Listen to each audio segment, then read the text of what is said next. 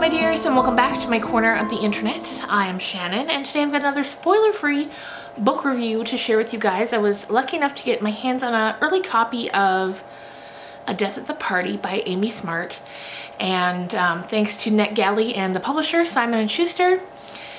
So we're gonna talk about it.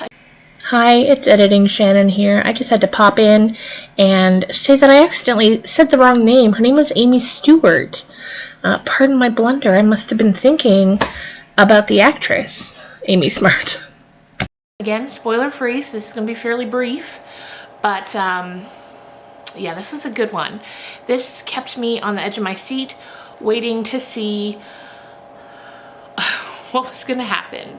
First of all, this book takes place over one day, which I really liked, and it kind of gave me at some points vibes of Mrs. Dalloway by Virginia Woolf.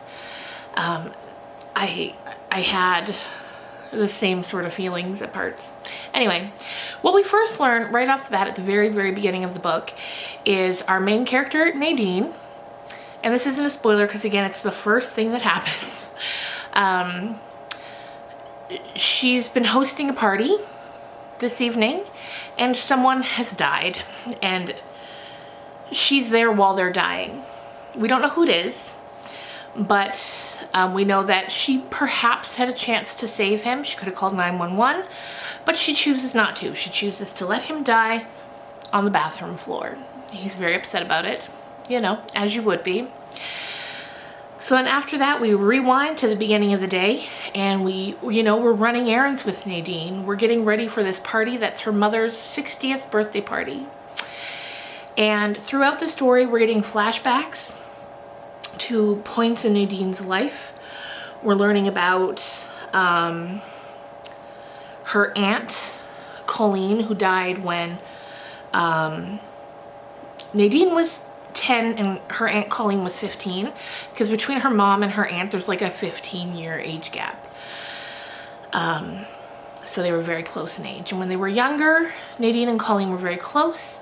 Then as they got older, of course, as Colleen became a teenager and Nadine was still a child, they grew apart, much to Nadine's disappointment.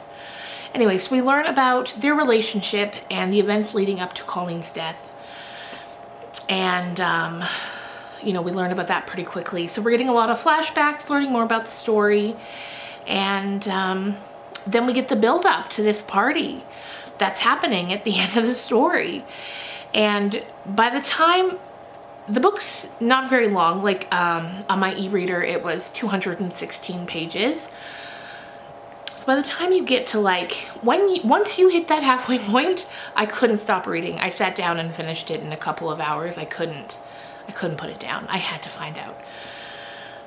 And your brain's just starting to go, trying to figure out who it could be, what's going on. Because as time goes by, we learn really weird coincidences about, Nadine's husband, about his friends. We learn things about Nadine and her husband's children, weird things that are going on. There's just so many little weird things going on that all culminate together at the end for an ending that I found extremely, extremely satisfying.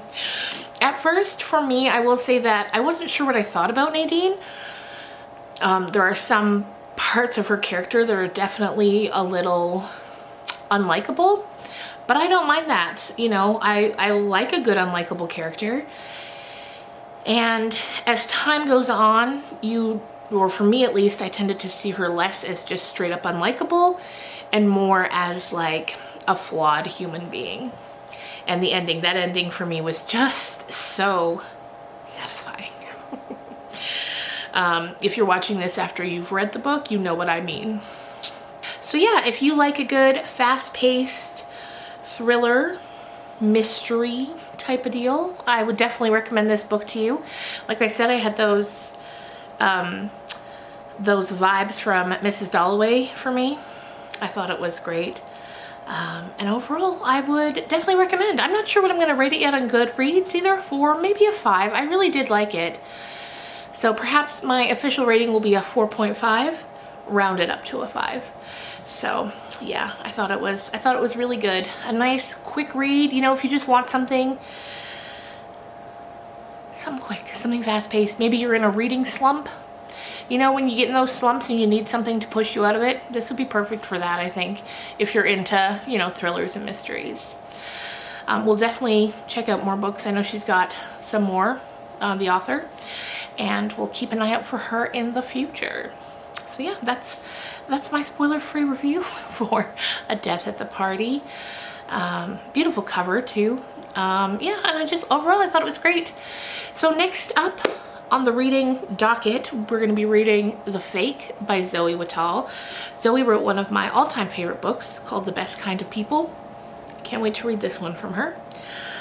We've also got A House with Good Bones by TJ Kingfisher. Last name Kingfisher? I think it's T. Kingfisher. I'm just rambling now. And another one. Oh yeah, You and Only You, the 4th book in the You series by Caroline Kepnes, I think is her name. So yeah, we got lots of fun stuff coming up. So if you haven't already, please subscribe. That helps me out a ton. Plus, I love making new friends here on this channel. So leave a comment. Let me know how you're doing. How's the new year treating you? It has been foggy here for like the past week and a half. I can't remember what the sun looks like. I haven't seen her, don't know her anymore. So hopefully the fog lifts soon and we get a bit of sunshine. But until then, we're just gonna be here, spending time with each other, reading books together and talking about them. I'll see you again soon, guys. Bye.